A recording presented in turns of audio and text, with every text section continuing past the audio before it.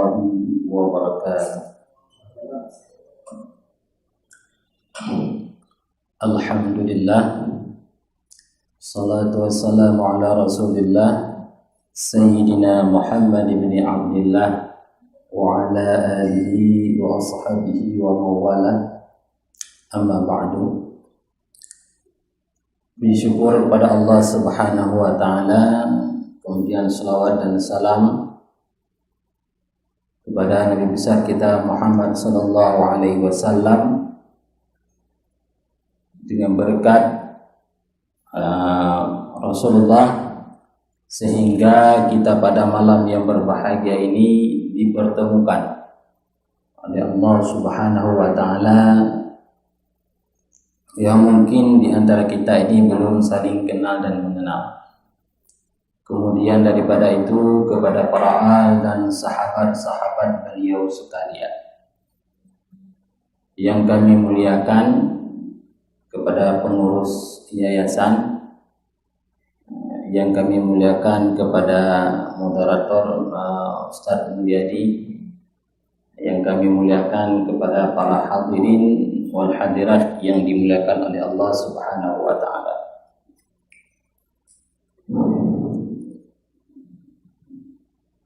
Jadi pada malam yang berbahagia ini sesuai dengan tema dan juga sesuai dengan yaitu bulan Rabiul Awal. Sebetulnya dari tema yang saya lihat yang diberikan oleh panitia, mungkin itu agak berat untuk saya sampaikan. Kenapa demikian? Karena membicarakan sosok Nabi Muhammad, manusia yang agung, manusia yang mulia, maka alangkah indahnya yang membicarakan tersebut adalah merupakan orang-orang yang ada kepribadian Nabi Muhammad. Maka pada malam berbahagia ini mungkin kita hanya sebagai berbagi informasi tentang sosok Al-Mustafa Nabi Muhammad sallallahu alaihi wasallam. Karena kalau kita ingin berbicara tentang Nabi Muhammad, mungkin tidak akan selesai pada malam ini. Karena jangankan kita, Allah Subhanahu wa ta'ala saja memuliakan Nabi Muhammad. Sebelum Nabi Muhammad lahir ke atas dunia ini, nama Nabi Muhammad telah dimuliakan oleh Allah Subhanahu wa ta'ala di dalam kitab-kitab sebelum Al-Quranul Karim, baik di dalam kitab Injil, Zabur, dan Taurat, dan lain sebagainya. Maka pada malam berbahagia ini saya akan coba untuk menyampaikan sedikit kisah ataupun perjalanan Nabi Muhammad sallallahu alaihi wasallam. Kemudian nanti terakhir apa pesan-pesan kemanusiaan daripada baginda Nabi Muhammad sallallahu alaihi wasallam.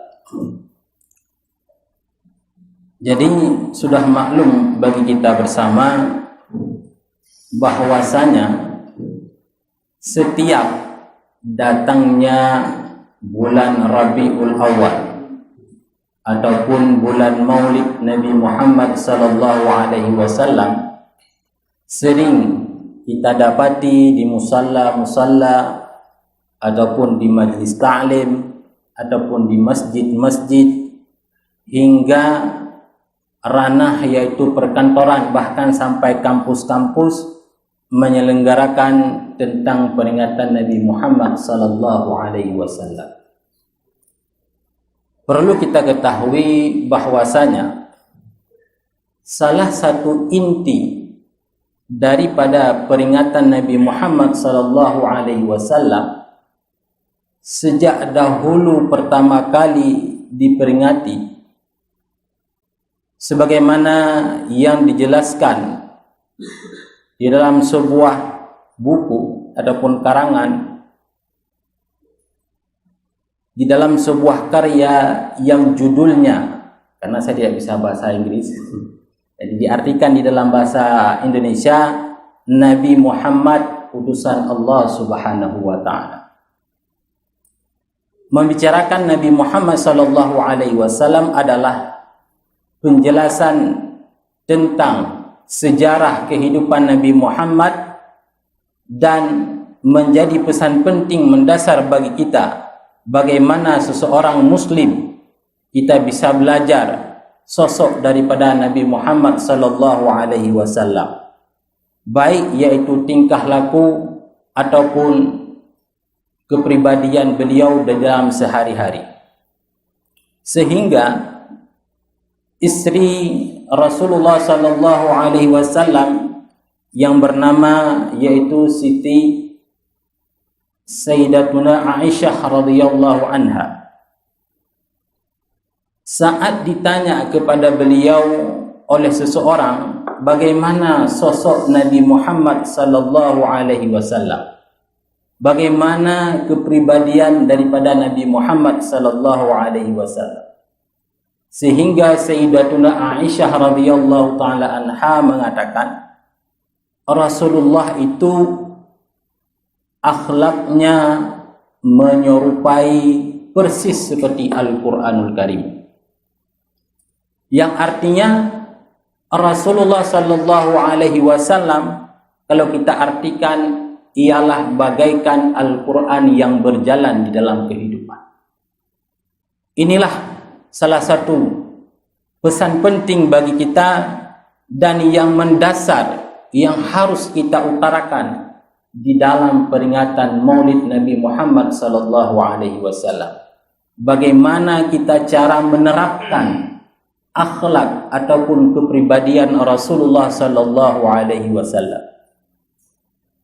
Maka oleh karena demikian para hadirin, di saat kita membicarakan tentang masalah kejujuran, bagaimanakah kejujuran ini bisa kita terapkan di dalam masyarakat? Di saat kita membicarakan tentang amanah, bagaimanakah sifat amanah tersebut bisa kita terapkan di dalam kehidupan bermasyarakat? Maka dari sinilah sosok Nabi Muhammad sallallahu alaihi wasallam yang menggambarkan daripada isi Al-Quran kepada diri kita, sehingga akhlak yang dinampakkan oleh Rasulullah sallallahu alaihi wasallam bisa kita terapkan di dalam kehidupan. Kemudian daripada itu, bagaimana diri kita untuk bisa meneladani yaitu sifat-sifat daripada Rasulullah sallallahu alaihi wasallam. Kalau kita lihat di dalam ceramah-ceramah Maulid ataupun pengajian-pengajian, mungkin kita sering mendengar yaitu bagaimana diceritakan tentang masalah kelahiran Nabi Muhammad sallallahu alaihi wasallam. Bagaimana diceritakan yaitu tentang kelebihan mukjizat Nabi Muhammad sallallahu alaihi wasallam. Bagaimana yaitu kemuliaan Nabi Muhammad sallallahu alaihi wasallam. Bagaimana cintanya Allah Subhanahu wa taala kepada Nabi Muhammad. Bagaimana cintanya Nabi Muhammad sallallahu alaihi wasallam kepada Allah Subhanahu wa taala.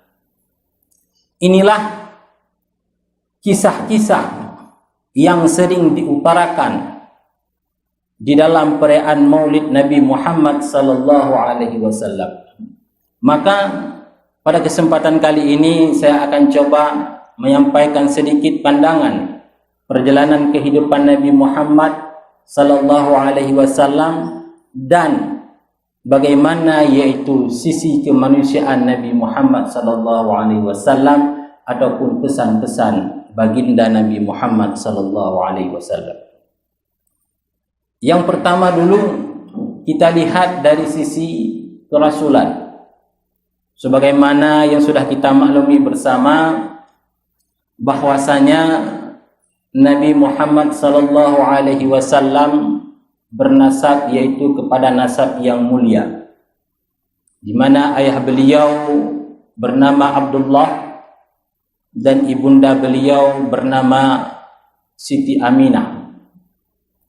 Di dalam riwayat ataupun di dalam kitab Khulasan Nurul Yakin, di situ dijelaskan bahwasanya Rasulullah sallallahu alaihi wasallam bernasab beliau sampai kepada Nabi Ibrahim alaihi salam. Di dalam masa perjalanan beliau semenjak kecil Rasulullah sallallahu alaihi wasallam telah meninggal, yaitu ayahanda beliau. Dalam umur 6 tahun Rasulullah sallallahu alaihi wasallam diwafatkannya, yaitu ibunda tercinta beliau saat pulang daripada menziarahi ayahanda beliau, yaitu di sebuah kampung bernama Abwa. Sehingga Rasulullah sallallahu alaihi wasallam sesudah wafat ayahanda beliau, sesudah wafat ibunda beliau, kemudian Rasulullah sallallahu alaihi wasallam ini diasuh ataupun dididik oleh yaitu kakek beliau yang bernama Abdul Muttalib. Di mana perlu kita ketahui, Abdul Muttalib ini adalah kakek yang sangat sayang kepada Rasulullah sallallahu alaihi wasallam, melebihi kasih sayang yang beliau berikan yaitu kepada anak-anak beliau. Sehingga saking sayangnya beliau, Rasulullah sallallahu alaihi wasallam diberikan yaitu pendidikan yang sempurna oleh kakek beliau. Diajarkan beliau yaitu cara berdagang, sehingga beliau yaitu melakukan perdagangan ke negeri Syam bersama dengan kakek beliau.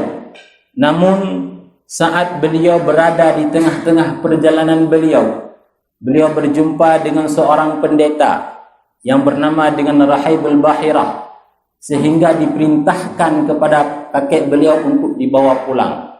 Kenapa? Karena Rasulullah semenjak kecil itu dilihat oleh seorang rahib, sudah ada nampak tanda-tanda akan beliau akan menjadi seorang nabi. Sehingga kaum-kaum Yahudi sebelum itu mereka tidak senang dengan akan datangnya nabi akhir zaman. Namun mereka sudah mengetahui akan datang nabi akhir zaman yang berkebangsaan ataupun berketurunan daripada bangsa Quraisy. Sehingga sesudah pulangnya Rasulullah dengan yaitu kakek beliau yang bernama Abdul Muttalib, kemudian Rasulullah sallallahu alaihi wasallam melakukan yaitu perdagangan kali yang kedua ke negeri Syam juga, yaitu harta ataupun barang dagangan daripada seorang wanita yang terkenal di negeri Mekah pada saat itu, yaitu Siti Khadijah. Jadi Rasulullah itu melakukan perdagangan harta daripada Siti Khadijah, sehingga genaplah umur Rasulullah yaitu 25 tahun. Rasulullah sallallahu alaihi wasallam dipinang oleh Siti Khadijah. Kenapa dipinang? Karena Khadijah itu telah melihat ataupun Khadijah itu telah mengetahui bahwasanya beliau akan menjadi nabi yang akhir zaman.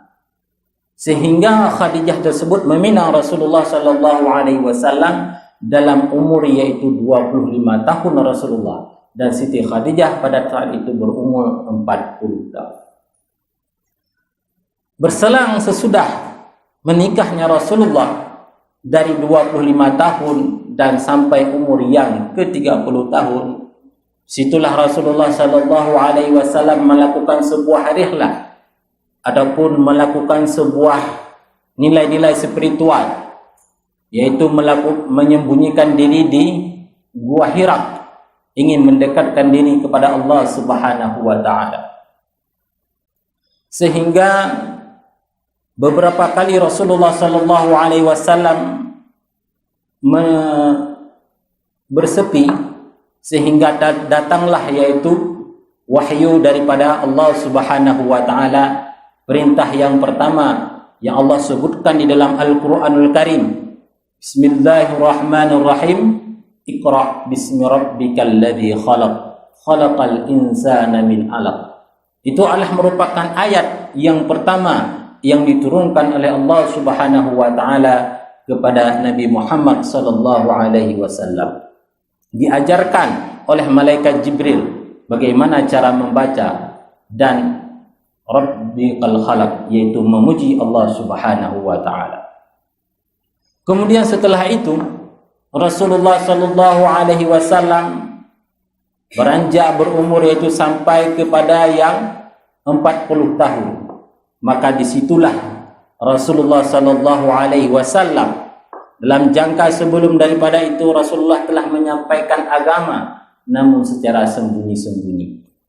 Sampailah umur Rasulullah sallallahu alaihi wasallam 40 tahun.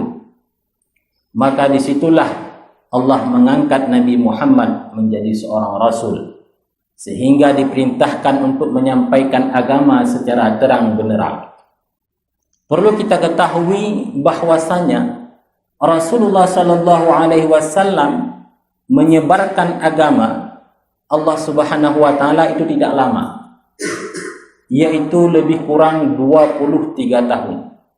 Dalam jangka 23 tahun agama yang disampaikan oleh Rasulullah, maka agama Islam ini tersebar, yaitu 2/3 belahan dunia. Maka bagaimana Rasulullah SAW menyampaikan agama dalam jangka yang begitu singkat akan tetapi bisa menyebar ke seluruh dunia? Itulah dengan akhlak ataupun kepribadian Rasulullah SAW. Kalau kita lihat di dalam sejarah, ada sahabat yang kaya tetapi mau menuntun onta Rasulullah SAW, yaitu Sayyidina Abu Bakar. Ada seorang sahabat yang bernama yaitu Umar bin Khattab yang gagah berani akan tetapi masuk Islam tanpa disentuh oleh Rasulullah SAW. Ada yaitu seorang perempuan yang masih muda belia mau menikah dengan Rasulullah SAW. Artinya, kalau kita ingin bercerita tentang kepribadian Rasulullah mungkin kita bisa, akan tetapi suasana masa Rasulullah itu tidak bisa kita tangkap. Bagaimana Rasulullah SAW orang yang begitu gagah, masyarakat kaum Quraisy yang pada saat itu yang begitu jauh daripada peradaban, akan tetapi Rasulullah mampu merubah tanpa dengan yaitu perlawanan, pembunuhan daripada Rasulullah sallallahu alaihi wasallam. Sehingga disebutkan di situ di antara sahabat-sahabat yang paling utama memperjuangkan agamanya Rasulullah sallallahu alaihi wasallam yang sering kita baca di dalam Al-Qur'an, as-sabiqul awwalun, yaitu orang-orang yang pertama daripada masuk Islam. Kalau daripada pihak perempuan, mungkin kita sering mendengar yaitu yang namanya dengan Siti Khadijah, wanita yang mendapatkan salam daripada Allah Subhanahu wa taala. Tidak ada wanita di dunia ini yang mulia yang mendapatkan salam daripada Allah Subhanahu wa taala melainkan yaitu istri Rasulullah sallallahu alaihi wasallam yang bernama Siti Khadijah. Kemudian daripada itu juga ada beberapa yaitu para sahabat Rasulullah sallallahu alaihi wasallam yang membantu perjuangan Nabi Muhammad sallallahu alaihi wasallam. Kalau kita ingin melihat bagaimana pengorbanan daripada istri Rasulullah yaitu Khadijah, sehingga pada suatu hari Rasulullah pulang daripada peperangan dan dalam keadaan kelelahan, sehingga dilihat oleh istri beliau yang bernama yaitu Khadijah, "Ya Rasulullah, kenapa engkau begitu lelah selesai daripada peperangan?" Sehingga ditanya kepada beliau, "Apakah engkau tidak senang menikah denganku?" Kata yaitu Siti Khadijah kepada Rasulullah sallallahu alaihi wasallam. Apa dijawab oleh Rasulullah sallallahu alaihi wasallam? Dijawab oleh Rasulullah sallallahu alaihi wasallam adalah beliau pulang daripada peperangan, akan tetapi banyak sekali yaitu harta yang dikorbankan oleh Siti Khadijah, namun Islam belum juga yaitu berjaya, kata Rasulullah sallallahu alaihi wasallam. Sehingga Khadijah ini mengatakan kepada Rasulullah sallallahu alaihi wasallam, "Ya Rasulullah, andai kata aku telah wafat lebih dahulu aku wafat daripada engkau, dan engkau masih memperjuangkan agama Islam, namun engkau ingin menyeberangi yaitu sungai, namun tidak ada jembatan, maka galilah yaitu perkuburanku dan ambillah yaitu tulang belulangku. Engkau jadikan jembatan sebagai salah satu cara untuk menghidupkan agamanya Allah Subhanahu wa taala. Itu adalah merupakan salah satu pengorbanan daripada sahabat Rasulullah. Belum lagi yaitu kita melihat bagaimana pengorbanan sahabat Rasulullah yang bernama Ammar bin Yasir. Belum kita lagi melihat yaitu bagaimana pengorbanan daripada yaitu Bilal bin Rabah, sahabat-sahabat Rasulullah sallallahu alaihi wasallam yang lebih awal daripada masuk Islam. Pengorbanan daripada para sahabat Rasulullah itu ada yang mereka disiksa oleh kaum-kaum Quraisy, jangankan untuk melihat ataupun berbicara, ada di antara mereka itu yang tidak sanggup lagi untuk duduk. Akibat apa? Akibat yaitu siksaan daripada orang-orang Quraisy.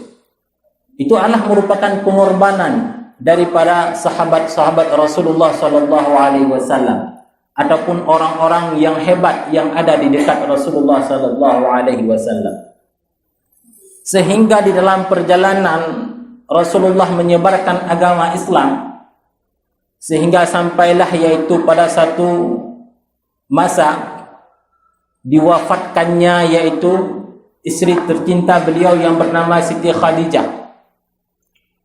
Dan dalam tahun juga itu diwafatkan yaitu kakek beliau, paman beliau, yang memang paman ini adalah merupakan menjadi benteng, yaitu Abu Talib, dan Siti Khadijah adalah merupakan benteng utama Rasulullah dalam menyebarkan agama Islam. Sehingga dengan meninggalnya Siti Khadijah, meninggalnya yaitu paman beliau Abu Talib, maka mulai saat itulah orang-orang Quraisy menyakiti Rasulullah sallallahu alaihi wasallam melebihi masa-masa sebelum istri beliau hidup. Disakiti yaitu daripada sahabat beliau berbagai macam. Bahkan diceritakan di dalam kitab Nurul Yakin itu sampai-sampai Rasulullah itu dijaga oleh orang-orang Quraisy. Kapan saat pergi untuk melakukan salat, maka diletakkan yaitu kotoran-kotoran unta di tempat Rasulullah ingin melakukan salat. Sehingga dengan demikian Rasulullah sallallahu alaihi wasallam melakukanlah hijrah, karena saking disakiti Rasulullah sallallahu alaihi wasallam oleh orang-orang Quraisy, dihina Rasulullah sallallahu alaihi wasallam oleh orang-orang Quraisy, Rasulullah melakukan hijrah, yaitu melakukan ataupun dalam bahasa Islam mencari bantuan, mencari bala tentara, yaitu ke negeri Taif. Mungkin kita sering mendengarkan negeri Taif itu. Di Taif itu Rasulullah sallallahu alaihi wasallam menuju kepada satu kabilah yang bernama kabilah Saqif.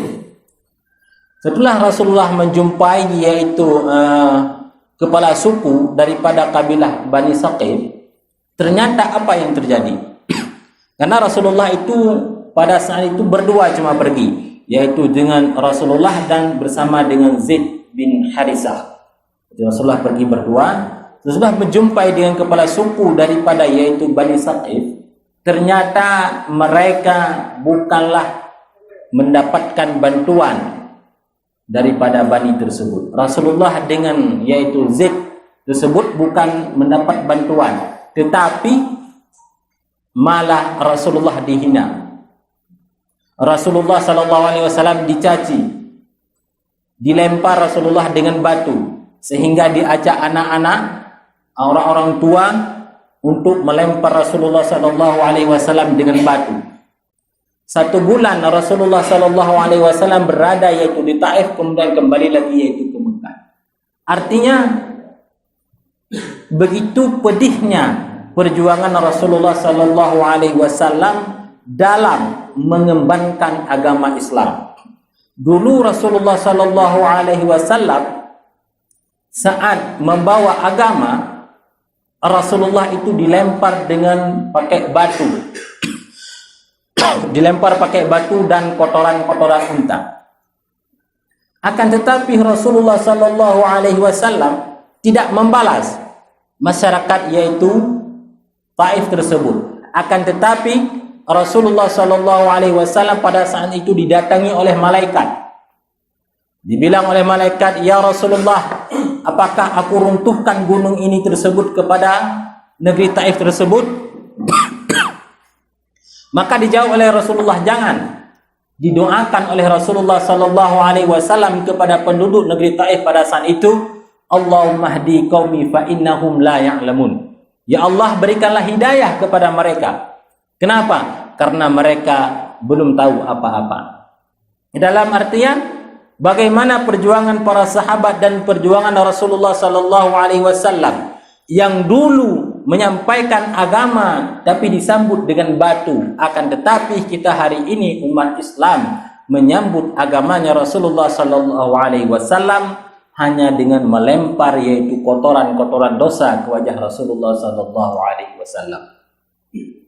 Jadi sejauh mana sih kasih sayang kita kepada Rasulullah sallallahu alaihi wasallam? Kalau dulu para sahabatnya dilempar pakai batu, maka setidaknya janganlah kita yaitu melempar kotoran-kotoran dosa kepada wajah Rasulullah sallallahu alaihi wasallam. Hadirin yang dimuliakan oleh Allah Subhanahu wa taala, itu adalah merupakan sisi daripada kehidupan Rasulullah sallallahu alaihi wasallam. Kemudian daripada itu, setelah Rasulullah sallallahu alaihi wasallam pulang dari negeri Taif karena tidak diterima di Taif, maka disitulah Rasulullah sallallahu alaihi wasallam dihibur oleh Allah Subhanahu wa taala. Diberikan yaitu kegembiraan oleh Allah Subhanahu wa taala dengan cara yaitu Isra dan Mi'raj. Isra dan Mi'raj dilakukan yaitu perjalanan Rasulullah Isra, perjalanan antara Mekah dengan Masjidil Haram. Mi'raj kemudian perjalanan Rasulullah dari Masjidil Aqsa yaitu kepada Sidratul Muntaha. Kemudian setelah itu Rasulullah sallallahu alaihi wasallam menerima yaitu perintah yaitu melakukan salat 5 waktu. Hadirin yang dimuliakan oleh Allah Subhanahu wa taala, setelah Rasulullah melakukan yaitu Isra dan Mi'raj, maka mulai dari disitulah Rasulullah diserang habis-habisan oleh orang-orang Quraisy. Diserang yaitu berbagai macam. Kenapa?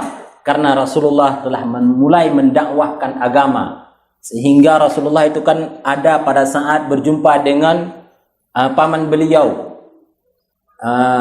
Abu Lahab.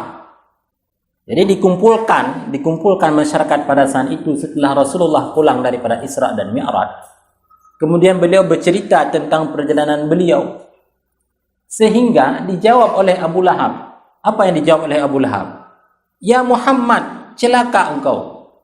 Engkau kumpulkan kami di sini hanya engkau bercerita tentang sesuatu hal yang tidak pernah diterima oleh akal, yaitu perjalanan Isra dan Mi'raj."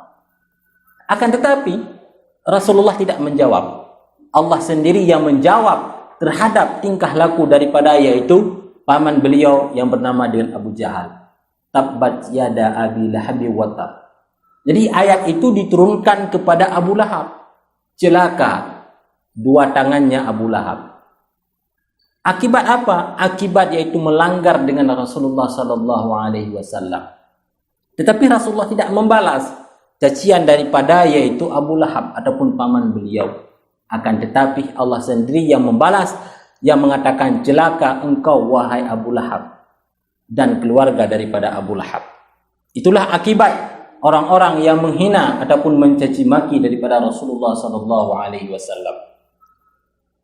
Hadirin yang dimuliakan oleh Allah Subhanahu wa taala. Jadi setelah itu Rasulullah sallallahu alaihi wasallam berada di Mekah lebih kurang yaitu 13 tahun menyebarkan agama Islam, sehingga Rasulullah sallallahu alaihi wasallam melakukan hijrah yaitu ke negeri Madinah ataupun Yasrib. Kalau dulu Yasrib namanya, sekarang namanya Madinah. Sebelum Rasulullah datang ke Madinah, itu ada datang beberapa orang daripada Yasrib ingin masuk Islam dengan Rasulullah SAW. Padahal mereka belum pernah mengenal Rasulullah, akan tetapi bagaimana mereka bisa mau masuk Islam? Itulah karena sifat ataupun kepribadian Rasulullah SAW. Kita lihat sejarah Sayyiduna yaitu Umar bin Khattab. Umar bin Khattab kan masuk Islam karena kepribadian daripada Rasulullah SAW. Mendengarkan nama Muhammad saja dia ingin membunuh. Tetapi beliau begitu saat pulang ke rumah, menjumpai adik beliau sedang membaca Al-Quran. Setelah itu beliau keluar rumah ingin mencari yang namanya Muhammad. Tetapi begitu sampai di depan Nabi Muhammad SAW dibaca Al-Quran, seketika yaitu Sayyiduna Umar bin Khattab masuk dalam agama Islam. Kenapa bisa? Itulah karena akhlak ataupun karena kepribadian Rasulullah. Maka oleh karena demikian, hadirin dimuliakan oleh Allah, kenapa sekarang kalau kita bilang umat Islam selalu dicaci, umat Islam selalu dihina, boleh jadi karena akhlak kita, kepribadian kita ini tidak lagi mencerminkan daripada agama Islam itu sendiri. Karena kalau kita lihat, ingin bercerita tentang orang-orang barat, orang-orang luar yang memang bukan Islam, non-Muslim ataupun orang-orang yang beragama, mereka kagum kepada Nabi Muhammad. Kenapa? Bukan apakah karena kerasulannya? Mereka tidak mau beriman dengan Nabi Muhammad, akan tetapi mereka ada yang masuk Islam. Kenapa? Karena kepribadian ataupun sifat-sifat kemanusiaan yang ada pada diri Nabi Muhammad SAW.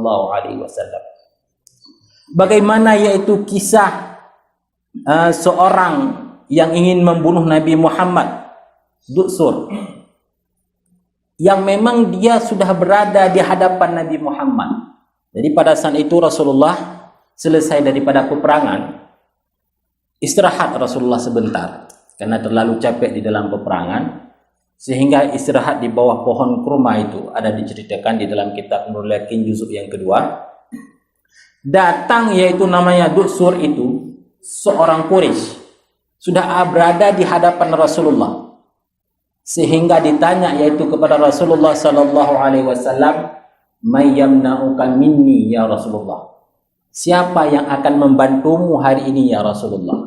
Artinya Rasulullah dalam keadaan tidur, kemudian dipegang pedang oleh Dutsur, kemudian diletakkan yaitu di lehernya Rasulullah.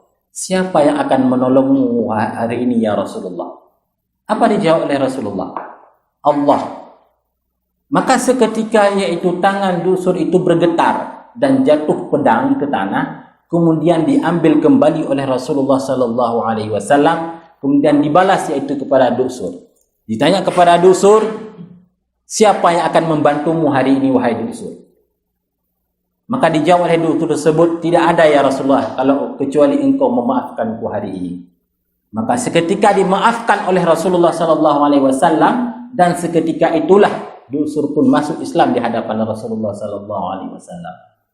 Jadi kalau kita ingin melihat, mungkin kalau dalam keadaan kita seperti demikian, sudah kita merasa marah, bahkan dicaci bagi terhadap diri kita karena mengataskan nama agama Islam, dan arogan terhadap orang yang tidak mau masuk Islam, kita arogan sehingga dicaci maki agama Islam tersebut.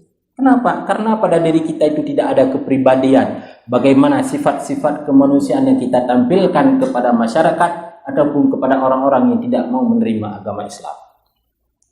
Itu adalah merupakan satu sisi daripada perjalanan kehidupan Nabi Muhammad SAW. Kalau kita ingin melihat di sisi lain, yaitu di sisi sifat-sifat kemanusiaan Nabi Muhammad SAW ataupun pesan-pesan kemanusiaan Nabi Muhammad SAW, maka pada poin yang terakhir ini saya akan coba menceritakan sedikit tentang sisi kemanusiaan daripada Nabi Muhammad SAW daripada aspek. Kenapa? Karena dari sisi aspek kemanusiaan Rasulullah, kebanyakan yaitu orang-orang barat ataupun orang-orang non-Islam itu lebih senang membicarakan Nabi Muhammad SAW. Ada di antaranya seperti orang barat yang sering kita dengar, yaitu Will Duane yang menceritakan tentang Nabi Muhammad sallallahu alaihi wasallam. Kenapa? Karena kalau kita ingin menceritakan tentang Nabi Muhammad yang bersifat dengan rasul, bersifat dengan kenabian, bersifat yaitu dengan mukjizat, mungkin bagi orang-orang timur ataupun bagi orang-orang Islam yang menerima tentang kenabian Nabi Muhammad itu tidak ada masalah. Artinya tidak menjadi problem. Tetapi di saat ini kita bawa ke barat, ke daerah-daerah orang-orang yang tidak mau meyakini tentang Nabi Muhammad sallallahu alaihi wasallam. Bagaimana kita bisa menceritakan kepada mereka bahwasanya Nabi Muhammad adalah merupakan sosok manusia yang sempurna, sosok manusia yang agung. Maka ketika berbicara tentang aspek batiniah Nabi Muhammad sallallahu alaihi wasallam, ini mungkin cenderung tidak akan diterima oleh orang barat. Akan tetapi kalau kita berbicara yaitu sifat-sifat Nabi Muhammad dari sisi kemanusiaan, mungkin ini akan mudah diterima oleh orang-orang, baik itu yang muslim ataupun orang yang bukan muslim, bahkan orang yang tidak ada agama. Kenapa? Karena di saat kita seseorang berada di tengah-tengah masyarakat, apakah non-muslim ataupun non-muslim, saat mengaplikasikan sifat-sifat kemanusiaan, orang itu tidak menilai kita agama apakah kita ataupun keyakinan apa kita. Tetapi di saat kita menampakkan sisi kemanusiaan, maka semua orang akan menerima keberadaan kita. Maka itulah yang dinampakkan ataupun yang ditampilkan oleh Rasulullah sallallahu alaihi wasallam. Jadi bukan hanya sebatas membicarakan Nabi Muhammad itu sebagai rasul, bukan hanya sebatas Nabi Muhammad itu membicarakan sebagai nabi, akan tetapi di sisi lain juga kita harus melihat bagaimana sisi kemanusiaan daripada Nabi Muhammad sallallahu alaihi wasallam. Karena dalam masyarakat modern sekarang ini, Nabi Muhammad sallallahu alaihi wasallam telah dijelaskan oleh Allah Subhanahu wa taala di dalam Al-Qur'anul Karim, di dalam surah Al-Kahfi, yang mengatakan bahwasanya Nabi Muhammad itu agung bukan hanya sebatas nabi dan rasul, tetapi juga Nabi Muhammad adalah merupakan manusia biasa seperti kita. Dalam surah Al-Kahfi Allah Subhanahu wa taala sebutkan, "Qul innama ana basyarum mislukum yuha ilayya." Di mana di dalam Al-Quran tersebut dijelaskan, "Qul," katakan olehmu wahai Muhammad, "innama," hanya saja, "ana basyarum mislukum yuha." Di mana Nabi Muhammad mengatakan saya, yaitu Nabi Muhammad, ana bermakna saya, basyarum mislukum yuha ilayya. Saya adalah merupakan manusia biasa seperti kalian yang mendapatkan wahyu daripada Allah Subhanahu wa taala. Jadi Nabi kita, Al-Quran mengatakan bukan hanya saja agung sebagai Nabi dan Rasul, tapi juga beliau agung dari sisi kemanusiaan. Dan Nabi Muhammad sallallahu alaihi wasallam dijadikan oleh orang-orang barat menjadi orang yang berpengaruh di dunia, ataupun Rasulullah itu menjadi manusia nomor satu yang berpengaruh di dunia, sebagaimana yang disebutkan oleh sejarawan yaitu Amerika Serikat yang bernama yaitu Michael Hart, di mana sejarawan Amerika tersebut menempatkan Rasulullah pada posisi yang pertama. Kenapa? Itulah dilihat dari sisi kemanusiaannya. Bagaimana Rasulullah sallallahu alaihi wasallam hidup di tengah masyarakat kaum jahiliyah yang tidak paham akan agama, tetapi Rasulullah tidak terpengaruh dengan masyarakat kaum jahiliyah. Adat masyarakat kaum jahiliyah tidak terpengaruh pada diri Rasulullah sallallahu alaihi wasallam. Bahkan kata sejarawan tersebut, beliau mampu, yang segitu lamanya pemikiran orang-orang masyarakat kaum jahiliyah, Rasulullah mampu merubah pemikiran mereka daripada yaitu pemikiran yang tidak ada, yaitu berpenghidupan kepada yang berpenghidupan, daripada mereka yaitu tidak mengenal Allah Subhanahu wa taala, daripada mereka tidak mengenal agama kepada mereka mengenal agama. Dari sisi kehidupan yang bersifat sekuler pada saat itu, artinya bersifat menjajah, Rasulullah sallallahu alaihi wasallam mampu mengangkat dan merubah hal tersebut. Masyarakat kaum jahiliyah pada saat itu sangat, yaitu tidak senang yang namanya dengan anak perempuan. Tidak senang di dalam keluarga bila mana lahir seorang anak perempuan. Karena dalam anggapan mereka, anak perempuan ataupun perempuan tersebut menjadi malapetaka di dalam kehidupan. Akan tetapi dengan datangnya Rasulullah mengangkat harkat daripada martabat seorang wanita tersebut. Bagaimana masyarakat pada saat itu yang lemah, yang tidak ada kekuatan, sehingga Rasulullah sallallahu alaihi wasallam diangkat mereka yang dari suku bersuku tersebut, siapa yang kuat dia yang berkuasa, maka dirubah oleh Rasulullah sallallahu alaihi wasallam, disetarakan semuanya. Artinya apa? Di hadapan Allah Subhanahu wa taala kita semuanya sama, terkecuali ialah amal ibadah kita. Antara laki-laki dan perempuan disamakan. Kedudukan kita semuanya sama, kecuali yaitu ketaatan kita kepada Allah Subhanahu wa taala. Maka oleh karena itu, mengkaji yaitu aspek kemanusiaan Nabi Muhammad sallallahu alaihi wasallam itu sangat penting bagi diri kita. Mungkin kalau kita ingin berbicara tentang mukjizat, kalau dengan perkembangan zaman ini mungkin agak sulit orang menerima membicarakan tentang kelebihan Nabi Muhammad. Tetapi kalau kita membicarakan tentang aspek-aspek yaitu kemanusiaan, maka cenderung orang lebih mudah menerima daripada Rasulullah sallallahu alaihi wasallam. Kenapa? Karena di dalam Al-Qur'an sendiri pun telah mengatakan, "Wa ma arsalnaka illa rahmatan lil alamin." Nabi Muhammad ini menjadi rahmat bagi seluruh alam. Jadi Islam rahmatan lil alamin, itulah dia. Dengan menampilkan ataupun dengan menampilkan aspek-aspek kemanusiaan, sifat-sifat Rasulullah, maka Islam ini akan menjadi rahmat bagi seluruh alam. Tidak mesti yaitu kepada orang Islam saja, karena dalam agama Islam itu semua diatur. Mulai daripada orang Islam, yang bukan Islam, bahkan sampai binatang, bahkan sampai kepada tempat-tempat yang kotor seperti kamar mandi, itu diatur di dalam agama Islam sedemikian indah agar tatanan kehidupan itu terarah kita semuanya. Hadirin yang dimuliakan oleh Allah Subhanahu wa taala. Jadi Rasulullah sallallahu alaihi wasallam sebagaimana yang Allah sebutkan di dalam Al-Qur'an, wa ma arsalnaka illa rahmatan lil alamin, menjadi rahmat itu bukan hanya semata-mata bagi umat Islam saja, akan tetapi bagi yang lain pun juga akan mendapatkan rahmat. Sehingga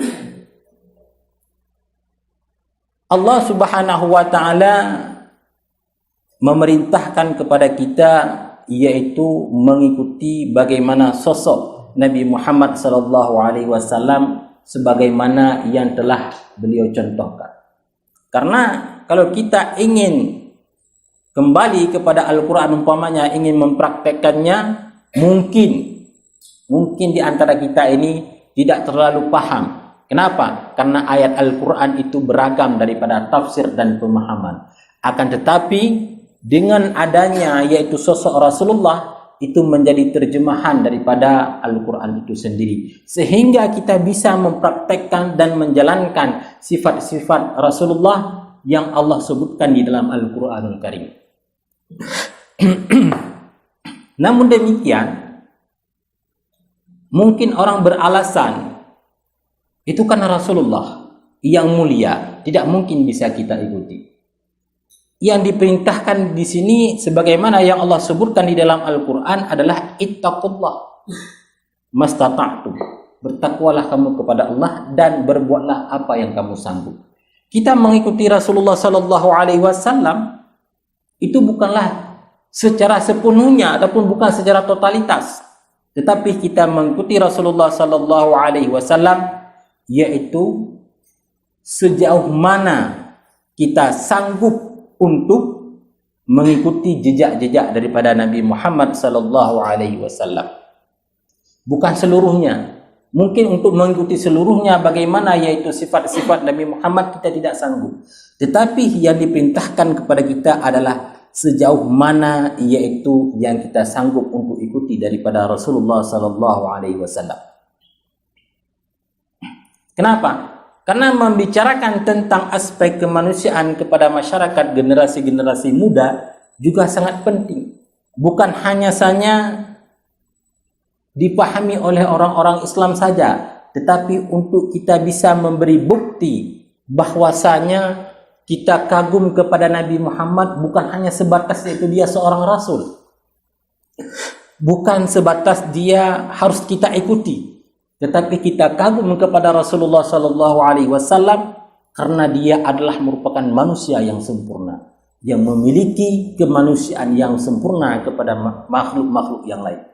Sehingga ada seorang sejarawan yaitu yang muslim mengatakan di dalam sebuah syairnya, yaitu Yunus Imri, beliau mengatakan bahwasanya Tuhan bisa engkau ingkari, akan tetapi Nabi Muhammad tidak bisa engkau ingkari.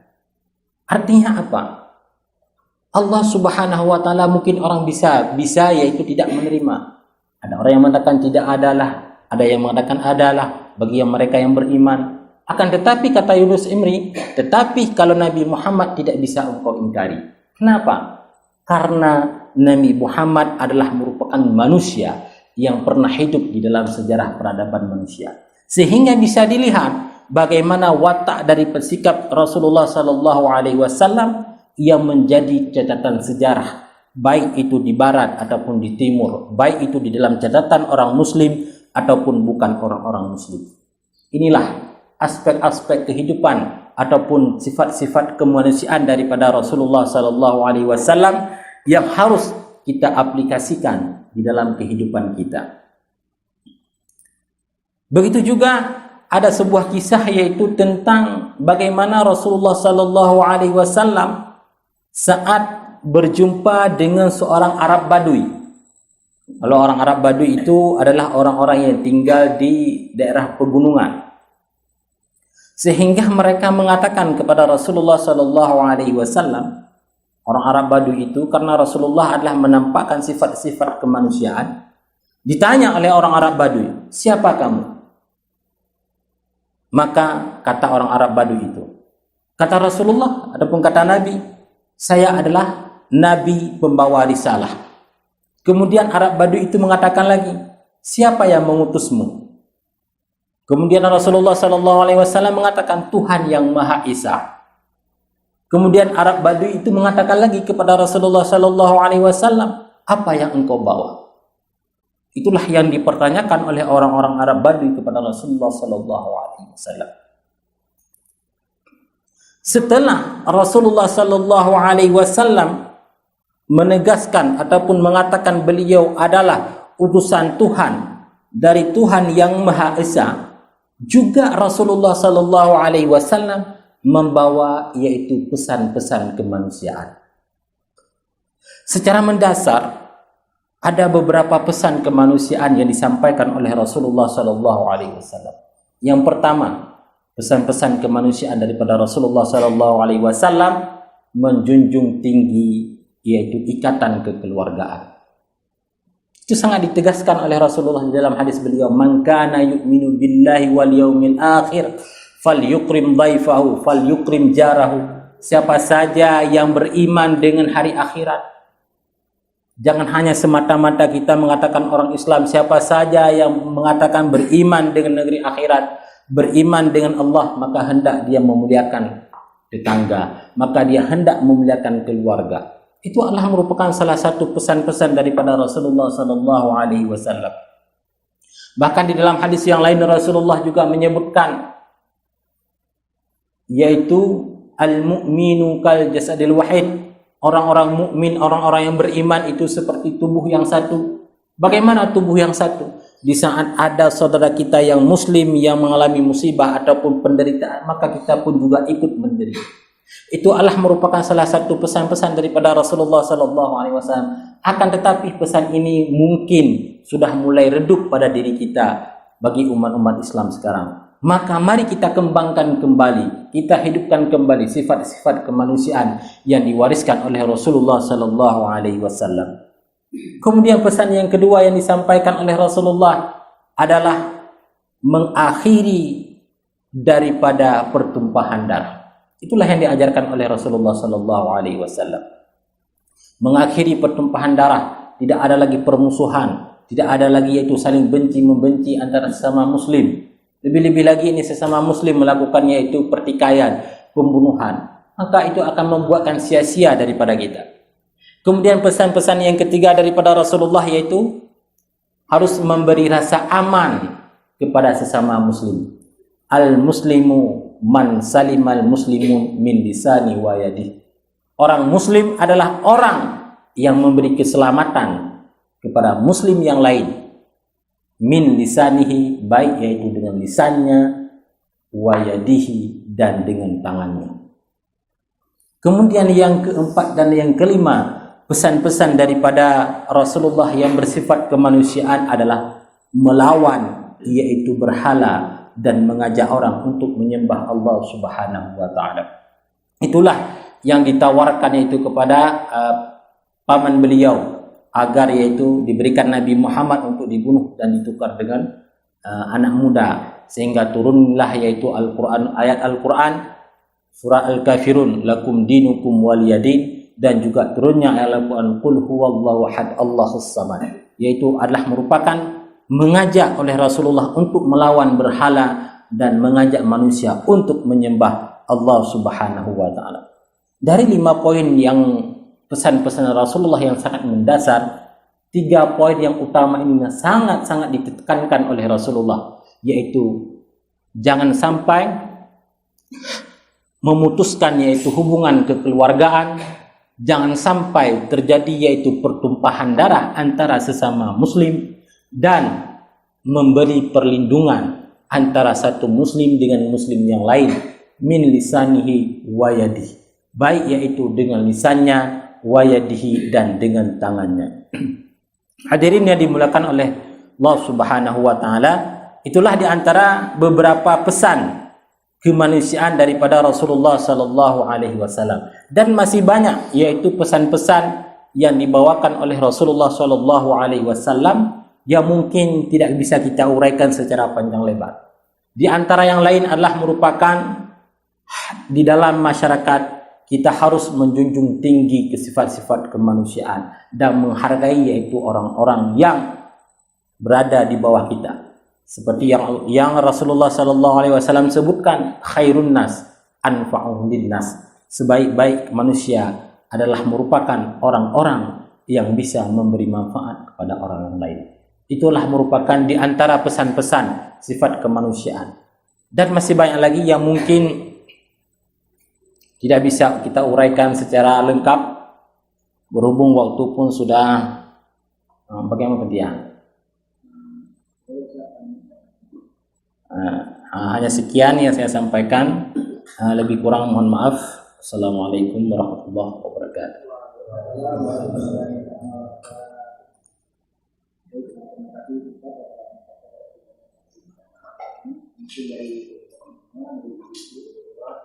Ada yang menanyakan tapi semua ini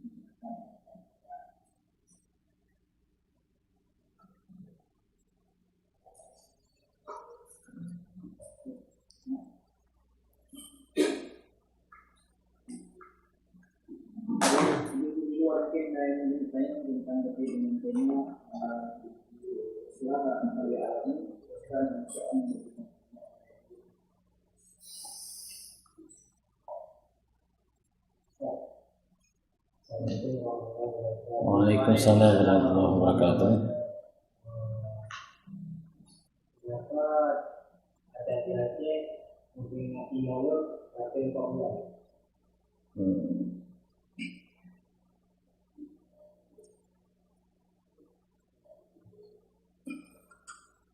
Sebetulnya merayakan Maulid itu tidak sebatas yaitu 4 bulan.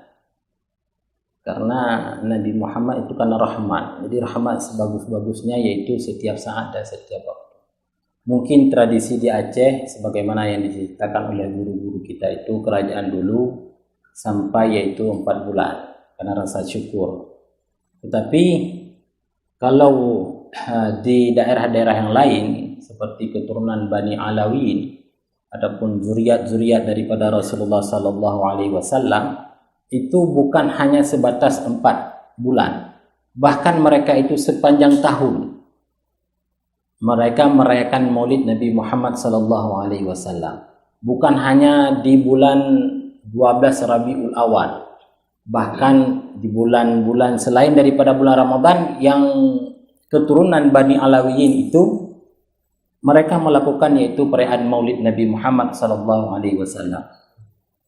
Mungkin di Aceh itu menjadi tradisi yaitu selama 4 bulan karena itu ada kisah yang diceritakan oleh guru karena pada kerajaan kalau nggak salah saya Iskandar Muda ya kalau nggak salah saya itu sebagai rasa syukur kepada keselamatan negeri sehingga dilakukanlah yaitu perayaan Maulid Nabi selama 4 bulan.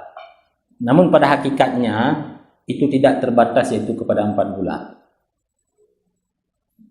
Karena mengucapkan rasa syukur kita boleh yaitu di bulan Ramadan ataupun di 2 bulan Ramadan.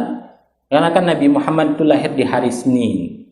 Ya, sehingga diceritakan, kenapa engkau berpuasa ya Rasulullah pada hari Isnin? Nah, dijawab oleh Rasulullah, karena hari Senin adalah merupakan hari di mana aku dilahirkan.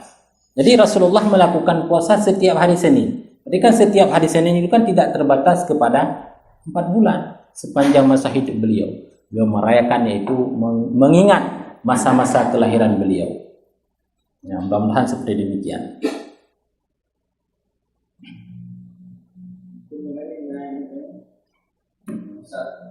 Assalamualaikum warahmatullahi wabarakatuh. Misalkan 3 bulan tetapi tidak melakukan sholat, apakah itu sah atau tidak sah?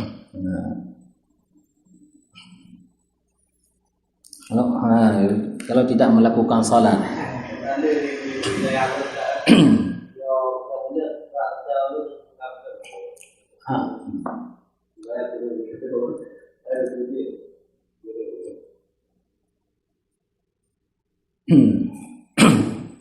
memang rata-rata yaitu perayaan Maulid banyak orang kebiasaan meninggalkan sholat, kan? Namun secara yaitu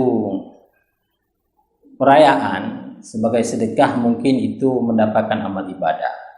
Tetapi di sisi yang lain, karena itu bukanlah sesuatu kewajiban, maka kewajiban ini jangan ditinggalkan. Maka alangkah, artinya hampir kita bisa menganggap seperti pendapat orang-orang yang mengatakan Maulid itu bid'ah lah kan, hampir sama, hampir kita setuju. Kenapa? Karena kita merayakan Maulid tetapi kita merusak citra Islam itu sendiri dengan meninggalkan sholat. Itu kan kebiasaan mungkin sebagian daerah dari zuhur sampai asar, itu kan ada sampai sholat zuhur tidak ada dan sampai sholat asar tidak ada. Artinya meninggalkan yang wajib dan mengerjakan yang sunat itu adalah merupakan satu perbuatan yang sia-sia. Tetapi pahala dari segi sedekah dapat, tetapi mungkin untuk mengambil manfaatnya mungkin itu agak sedikit. Kenapa? Karena meninggalkan sholat. Jadi sholat adalah merupakan hal yang utama yang harus kita lakukan. Nah, artinya orang gerakan Maulid tapi hendak sembahyang sebetulnya tidak ada masalah. Tetapi janganlah yaitu berbuat hal yang sunat tetapi kewajiban ditinggalkan. Sehingga itu ada pendapat daripada ulama termasuk orang yang mendapat tipuan dalam ibadat. Tahu tipuan? Artinya kena pengu. Orang yang gurur, tertipu dalam beribadat, gemar berbuat sunat tetapi wajib ditinggalkan.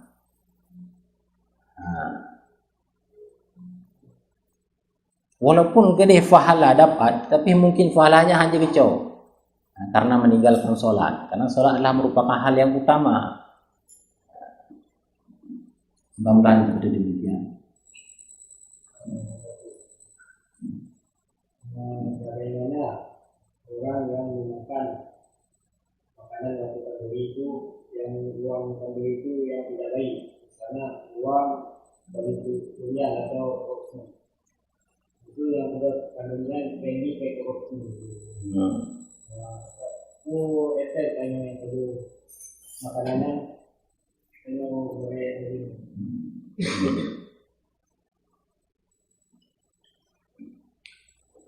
Punya kaurinya kan kah mungkin ada yang nekauri mulut yang peng halu bukan haru. Nah kan mungkin kayak lagi poh kan. Cuman mana kalau seandainya nya kada depu deganyan adalah pengedar sabu-sabu. Gerakan maulid sih kada depu. Adapun ka masyhur urang pegang. Patinya beda aja. Nah, karena antara pandangan fikih dengan tasawuf itu berbeda. Jadi punya fikih punya kata-katanya yang berarti pada tinggal. Tidak punya ada hari berarti kebal. Karena punya fikih hampir yang kan? Tapi berbeda dengan tasawuf. Nah, kan punya tasawuf itu dipertanyakan. Kan artinya punya dalam pandangan ilmu tasawuf disebutkan di dalam kitab Tariqah Usul, yaitu kitab yang membahas tentang masalah Bani Alawin. Jangankan hasil daripada harta yang haram, tadupu mentang di sinang gepra, genyan adalah merupakan orang yang bekerja di satu tempat yang tidak diridhai oleh agama, nyamentang hang getungli. Ada itu Habib diceritakan di sini saat beliau pergi ke pasar ingin belanja. Jadi waktu yang oleh belanja kena punah nih tak ada pekantong. Naurung. Jadi orang tersebut mengatakan kepada Habib, ya Habib, dah lumpuh di tahronio barang-barang bawaan belanja ro. Gejo. Begitu oleh gejo di dalam perjalanan merupakan orang dipegang, hai Habib, kepuniu baganyan, nipua baganyan, ganyan, nyan adalah orang yang bekerja di tempat yang hanaga juga. Seketika aju yang tengah dipuanya yang disedekahkan. Yang dalam pandangan tasawuf.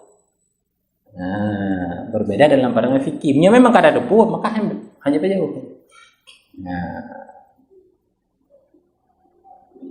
Maka mungkin di saat dia tengok kata perayaan Maulid rame-rame lagi kata ada yang bahurunya drone bu yang dagonya pula dari hari adapun hari. Maka mungkin ada yang jadi lihat secara zahir dalam pandangan fikih. Tak kalang yang tahan ke ibadah ada apa je. Karena disebutkan di dalam kisah-kisah yang lain, karena ada itu kisah Imam Syafi'i lepajuh makanan yang saat berada di rumah Imam Ahmad bin Hanbal. Apa yang dijawab oleh beliau?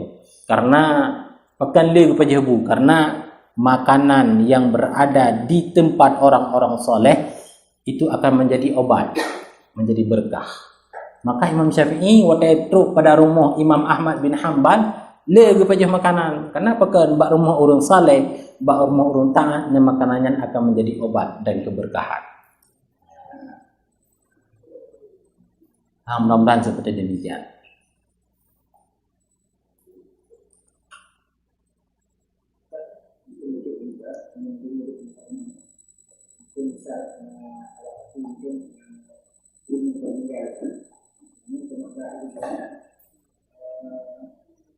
Yang mana mungkin karena mengulang tanah hasil dari waktu dari orang itu kamu enggak itu tidak perlu bisa dan itu kita mau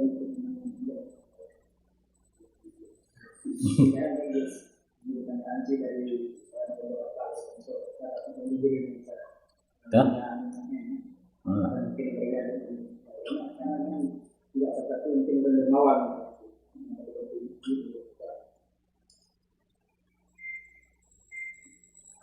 Ya ke hai lagi hawa guna sih dari segi berdoa mungkin yang sedekah dari tanya cuman dari pemberian gak nyampe kan. Nah di saat harta halia yang bercampur dengan harta yang haram maka di sini kan dianggap kepada harta syubhat. Jadi syubhat di dalam pandangan agama adakah baiknya untuk ditinggalkan karena memakan daripada harta yang syubhat yang dapat menarik kitanya kepada hal-hal yang tidak baik. Sehingga dalam hadis Nabi mengatakan idza dakhalal haram yang kharajal haram. Jadi menyaitamang dalam tubuh tanyonyo hasil daripada yang haram yang dia akan ditibi kepada tempat yang haram sih. Jadi dalam kitab Tariqatul Usulnya ibarat kitab namanya Izzi. Gizi ataupun yang ditanyakan dalam bahasa Indonesia gizi. Gizinya adalah merupakan saripati daripada makanan. Di sini yang akan berada di dalam tubuh kitanya. Bila mana daripada yang haram, makanya akan ditarik dia kepada tempat yang haram. Tapi bila mana dalam tubuhnya kitanya makanan yang halal, makanya akan ditarik kitanya itu kepada tempat yang halal. Tapi saat mesti kan kamu nggak akan kita jujur dari mau memang kerja kan nggak mau berhenti yang ada kan. Tapi kalau jaga ini kita juga bumbu dia atau kadang-kadang ada kan. Yang itu juga berarti tak nggak kalau kan namanya mengerti formal itu tidak. Ini masalah namanya kan sisi lain nih. Jadi mesti draw nih kayakinnya hana halal. Maka draw ben apa jauh.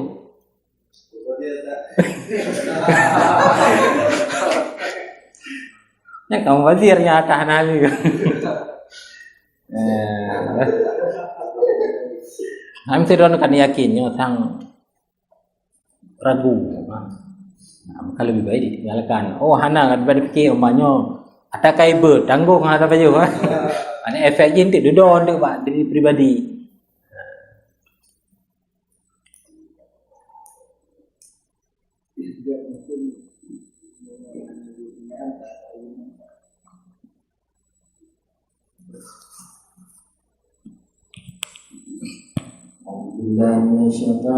Bismillahirrahmanirrahim. Alhamdulillahirabbil alamin wassalatu wassalamu ala sayyidina Muhammad wa ala alihi wa sahbihi ajma'in. Allahumma inna nas'aluka ridhaka wal jannata wa na'udzu bika min sakhatika wan nar. Allahumma innaka 'afuwwun karimun halimun tuhibbul 'afwa fa'fu 'anna ya karim. Allahumma ighfir lana dhunubana wa dhunuba walidayna warhamhuma kama rabbayana saghira. وجميع المسلمين والمسلمات والمؤمنين والمؤمنات الأحياء منهم والأموات برحمتك يا أرحم الراحمين. ربنا ظلمنا أنفسنا وإن لم تغفر لنا وترحمنا لنكونن من الخاسرين. ربنا آتنا في الدنيا حسنة وفي الآخرة حسنة وقنا عذاب النار. صلى الله على سيدنا محمد النبي الأمي وعلى آله وصحبه وبارك وسلم. الحمد لله رب العالمين.